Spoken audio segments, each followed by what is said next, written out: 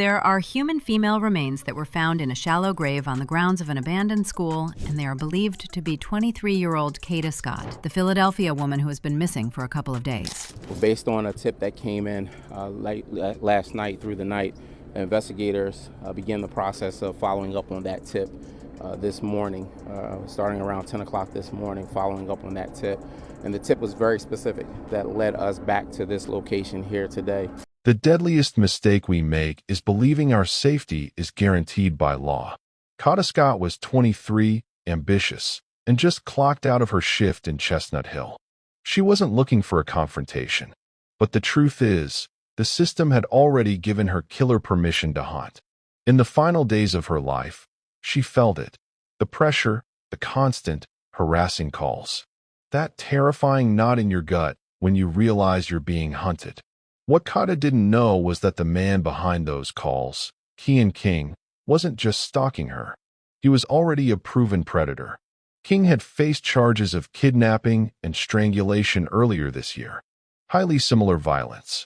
Yet, a technicality, a single failure of procedure, set him free. He was released by the courts, only to target Kada. You need to know, how did a failure of bureaucracy cost this woman her life? And are those same mistakes being made in your city right now? Welcome to Unseen True Crime Stories, where the darkest secrets and untold cases come to light. Consider subscribing and tapping the notification bell. That way, you won't miss our next true crime story. It was October 4th. The sun was down. Kada walked out of the facility and into the absolute worst moment of her life.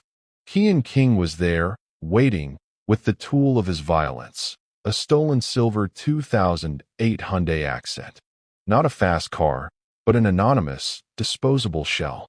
King and Kada had been in phone contact moments before a final, chilling link confirming a fatal encounter. The details investigators uncovered about the next moments are brutal. This wasn't a reckless, spontaneous act. It was immediate, overwhelming violence. Police sources confirmed their preliminary finding. Kada Scott was likely killed approximately 20 minutes after she entered that stolen car. 20 minutes. That's all the time this predator required. The violence was fast and complete. King didn't flee or panic. He was cold. He was precise. He had a two-part problem, a body to hide, and the car the only physical evidence to erase. Just 3 days later, on October 7th, the stolen Accent was found in a remote spot, completely engulfed in flames. Arson, a clear, calculated attempt to burn away any DNA, any fingerprint, any trace linking him to Kada. He was deliberately trying to destroy the evidence. Think about that calculated effort. How does a killer move from violence to such a clinical cleanup in just 72 hours? The simple answer: King was prepared. He had planned this, and more critically, he had practice. He was a known violent repeat offender. We need to pause on that fact, because the system's colossal failure to hold him accountable is what truly separates this murder from countless others. Breaking news right now on NBC 10. The Philadelphia Police Department is just about to hold a news conference sharing some new information in the Kada Scott case. Officers just got to the podium. Let's listen in. The news conference about Kada Scott, the 23-year-old from Philadelphia. She's been missing for about 2 weeks now. Disappeared on October 4th. Scott's family last saw her the night that she left for an overnight shift at her job at the Terrace at Chestnut Hill. That's a nursing home on East Abington Avenue. Just yesterday, law enforcement sources confirmed that police identified a man who they wanted to talk to in connection to the case. Let's listen in. The disappearance of Kada Scott, which occurred on October 4th, 11 days ago. Going to provide you an update in terms of an individual that is currently in custody for his involvement in the disappearance of Miss Scott. However, still a lot of work needs to be done. And so I just want to make that very clear as to why we are here and the information that you will receive. Essentially letting you know how we have gotten here, but more so the public's help that we need right now. The public has been very, very helpful thus far in providing a lot of information, which the investigators have been able to track down a lot of the leads, which has helped us get to this point here. But as I said, a lot of work still to be done. the #1 priority is locating Ms. Scott. I just want to make that very clear. And so while we are at this stage of this now, that's our priority. And so we will ask for your help in locating this vehicle, which you'll get a little more information. It's a 1999 metallic gold Toyota Camry with a Pennsylvania tag of MSX0797. But we need to know where this car is. We need to find this car. Making this very clear, it's not to just focus on the northwest section of the city of Philadelphia. This car has traversed through the entire city. And so I want that to be clear, that every neighborhood, every person listening to this, whether you're in North Philly, South Philly, Southwest, Northwest, please open your eyes and see if you locate this car, or if you have seen this car, please contact us and give us that information. The second part of this is the individual that Deputy Commissioner Venor will provide his information very shortly. Want folks to understand this person has a little bit of a pattern of this type of history. And so we want to encourage anyone that may have been involved with this individual, anyone that may know this individual, please, at this point in time, make that phone call. Feel comfortable enough to call us and let us know if you have any information regarding this person, regarding any interaction you've had with this individual. If you have been a victim of any crime regarding this individual, I want you to understand now is the time to make that phone call and let us know. Give us that information so that we can continue on. Again, just want to make it very clear that a lot of work has been done, starting off with Northwest Detective Division, and then this case shifting over to homicide, making it very clear that the case was shifted to homicide because we have the most experienced investigators in our homicide unit. They have the most experience dealing with all types of investigations. They also have the most resources available to them. And so we have the hopes that we are still treating this as if Ms. Scott is still alive. And that's why we want the public's help in trying to locate every single piece of this. But I just wanted to make that clear because I know there's been some reports once it shifted over to homicide, folks not understanding the why. And so that's the reason behind that. At this point in time, again, appreciate the help that we've gotten. I want to turn everything over to Deputy Venor to go into more details about the individual that has been taken into custody and some other pertinent facts of the investigation. My name is Ashley Tezlowski. I am an assistant district attorney in the homicide unit. I became involved in this investigation last week when the investigation was turned over to the homicide unit. So I became the assigned ADA when detectives Rob Daly and Joe Kremen took over the case. The first thing I want to say is that PPD and our federal partners and Detective Daly and Detective Kremen have done an amazing job to get us where we are. Today I'm joined by Tracy Washington from our Victim Services Unit and also Bob Listenby, the first assistant of our office. What I can confirm is that our office, as of the early morning hours into the early morning hours this morning, did charge this individual with charges, the lead charge being kidnapping. King thought he had beaten the police. He destroyed the car. He concealed the victim. He created smoke. But he forgot the digital leash every one of us wears. When you burn the physical evidence, you leave one critical, impossible-to-burn trail: your phone. Prosecutors didn't need blood or fibers to link King to the murder. They built their entire case on irrefutable data. King's cell phone records placed him at the exact site where Kada was abducted. It tracked him to the remote area where the stolen car was set on fire. And finally, it tracked him to the final, secluded location, the abandoned Ada H. Lewis Middle School in East Germantown. The data formed a perfect, damning sequence. The disposal site was a conscious choice. The old school was vacant, known locally for illegal dumping and other illicit activities. A neglected piece of public land became the ideal spot for a secret. This wasn't a random location. It was an environment of decay used to facilitate a vicious crime. 2 weeks after Kada vanished, investigators got a crucial tip. They searched near the school and found her possessions: a bank card, glasses, an iPad case. But no body. Then, a second, incredibly specific anonymous tip arrived. Go back. She's there. Look again. Why the 2 tips? Was the first a calculated attempt by King to misdirect the search, only for him or someone close to him to panic later? Authorities believe King may not have acted alone in the cleanup. This suggests an accomplice, a calculated partnership in covering up the crime. That's why the prosecution filed the severe charge of conspiracy.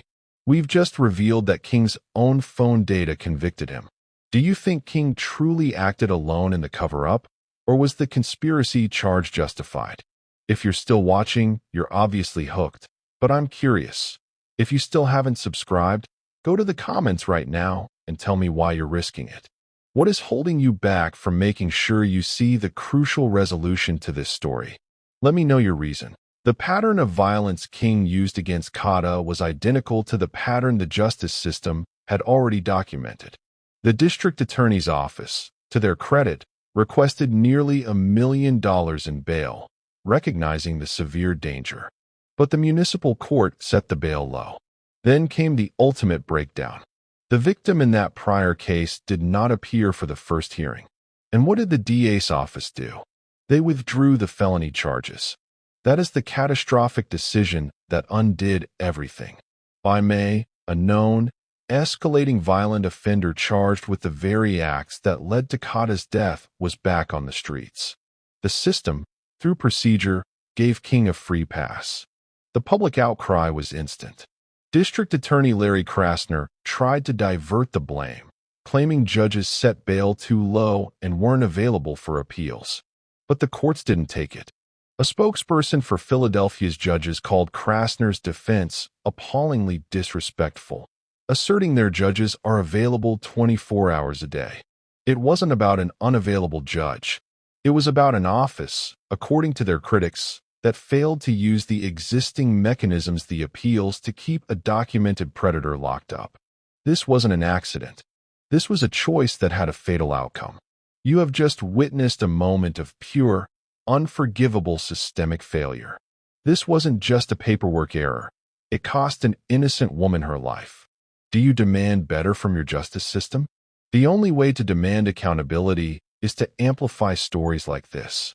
If you believe the system needs to change, show us you care.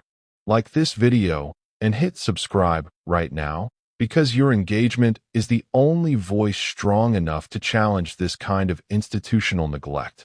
First at 5, new clues in connection to the Kada Scott case.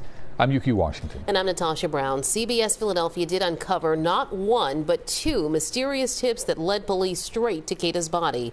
Right now, only one suspect, Keon King, is charged with kidnapping her, but no one has been charged in her murder. Chief investigative reporter Joe Holden has been working his sources all day long today. He's at police headquarters right now with details. Joe? Yuki and Natasha, so that includes sources in the medical examiner's office behind me, as well as Philadelphia Police and the district attorney's office. Our sources telling us that there is now a forensic anthropologist on the case working with the medical examiner's office in trying to arrive at a specific cause of death for Kada Scott. They are busy behind the scenes working this very, very large investigation that includes many people and many parts of the city. Part of the work in uncovering the case of Kada Scott, that 23-year-old whom police sources say was kidnapped by Keon King outside the Chestnut Hill assisted living facility where she worked, is we know that police say she was likely killed 20 minutes after she got into a 2008 Hyundai Accent driven by King. That was all the way back on October 4th. Investigators believe King later took Kada Scott's body to an area behind the former Ada H.H. Lewis Middle School in East Germantown. Scott was found on Saturday buried in a shallow grave. Police say Keon King and someone they believe to be an accomplice are seen at that location from cameras on the Albury Rec Center, which is next door.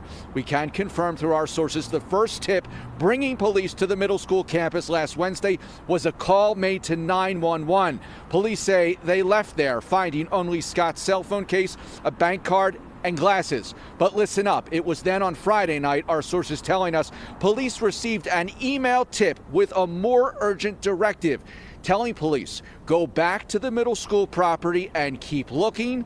Those details were a bit more specific, according to prosecutors. Prosecutors said the identity of the tipster is not known, but their involvement, mark this, is under investigation.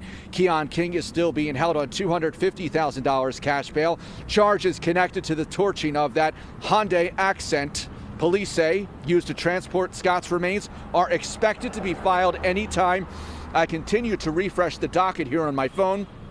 Nothing just yet, but those charges and the affidavit could provide us with some more information about the critical role that car played in transporting Kada Scott from the assisted living facility to Ada Lewis Middle School. We've also reached out to an attorney of record listed for Keon King. We've left messages. We have not heard back. With Kada Scott's remains positively identified, the prosecution understood the gravity of their task.